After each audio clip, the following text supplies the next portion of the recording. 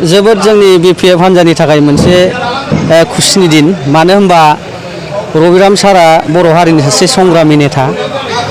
आरो बे भटखौ बिथाङा फ्राय बर'निनो बांसिन भटखौ मोनदों लोगोसे माखासे जोंनि BPF पार्टियाव गैयै माखासे अपोजिशन पार्टिनि साइलेन्ट भटारखौबो सारा मोनदों मानो मोनदों बेनो जाहैबाय सारा स्पिच पावारबो दङ आरो क्वालिटि थानाय लिडार बिथाङा सासे MLA जानानैनो अपोजिशनाव सोमोन सिगां सारा रुलिंआव गैयाब्लाबो बिथाङा गोबां जोंनि बे ओनसोलाव ब्रिज खालबाहार बिदिनो कमिउनिटि हल बहाबा बिबाह भवन गोबां माने जौगाखांनायनि हाबाफारिखौ गभर्नमेन्टआव गैयाब्लाबो बिथाङा दिसपुरनि माखासे मिनिस्टारफोरजों बे खामानिखौ आदाय खालायनानै लाबोनो हादों आरो मानसिया खोब माने मोदोम गुदुं खामानि मावनायाव रायजोनि खामानि मावनायाव बे थांनाय 5 बोसोराव बिथांनि खामानि मावनायनि एक्टिभिटिखौ नुनानै दिनै गासै जोंनि समस्थिनि मानसिफ्रा सासे नेता हिसाबै बिथांनो भटखौ होदों। सेन्चुरि खालामनो हाबाय नोंथाङा माबायदि गोजोननाय मोनदों? गोजोननायाथ' माने सुफुंखौ हायो आरो बुंखौ हायो गोजोननाय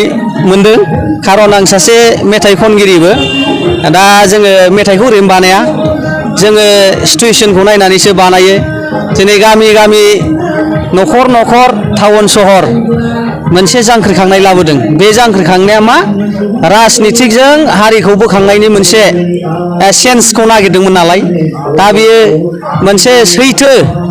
खुंथायनि सोलायनाय फैदो आरोखि आगोल प्रमद बर'नि सोलायनाया बे थगायनायनि सोलायनायमोन किन्तु एबारनि सोलायनाया जाहैबाय बे मोनसे सैथोनि सोलायनाय जागोन आरो नोंथांमोना नुगोन फैबाय थानाय समाव BPF हान्जाया मा खामानि मावगोन खारन हाग्रामा महिलारि सारा जे खोथाखौ बुङो बेखौ प्रेक्टिकेलि मावो नाथाय प्रमद बर'आ सिगां खुगा बुङो खामानियाव गैया दिनै जायनि थाखाय जाथिनि इस्युखौ लानानै थगायबोबाय थानायनि थाखाय दिनै UPPL खौ गाज्रि मोननाया रायजोफोरनाव सिं दंखायोमोन बेखौ दिनै बहराव मोनदों नोङो सोरखौबाथ' डाइरेक्ट बुंनोबो हाला नाथाय बेखौ नैबे आसिनि गोहोजों दिनै फेजेनबाय आरोखि आरो सारा जेसेबां समस्थियाव दारायदों माने ओरैबायदि आसरित खोथा मोनसेबो जायगायाव देरहायाखै जिर' UPPL आ बेनो फोरमान नङा होमबा आरो मोनसे खोथाया नैबे दिनै UG ब्रह्म बिथाङा सासे मिनिस्टार एक्जिस्टिं मिनिस्टार आरो बे रानिं दाख्लैसिमावबो दंखायोमोन दा सासे मिनिस्टारलाया मानो दारायाखै नङा होमबा बे मोनथिगौ एबारनि MLA बिसायख'थियाव UPPL हिसाबै जोङो मोनसेबो मासियाव देरहाया मानो बेखार फैसा खरस खालामनो बे खायदा गोरों मानसि नालाय आं सानखादों UG एरखेनानै थानायावनो माने बिसोरो होमबालाय UG सारेन्डार जानाय माने मोनसेबो जायगायाव देरहाया दा जोंनि राजनितिकनि थांखिया बेनो गावजों लोगोसे समाजखौ बोखांनाय हारिखौ दानाय राजनितिकजों मानसिया गोबां खामानि मावनो हायो बेक्तिगत आं सासे गलाम जानानै थायोब्ला सोरबा सासे मानसिखौ आं बोखांनो हाया किन्तु अट'मेटिक दिनै सोरबा सासे कन्ट्रेक्टर थिखादार जायोब्ला बोखांनो हायो आं अनो सासे गलाम मानसिखौ नाथाय आं होनो हानाय जेबो गैया दा गावनि सिपिनिफ्राय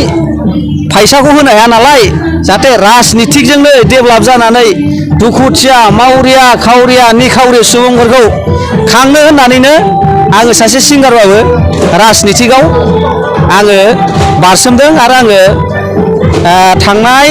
2014 मायथाइयाव जोंनि BSU खौ दादोंमोन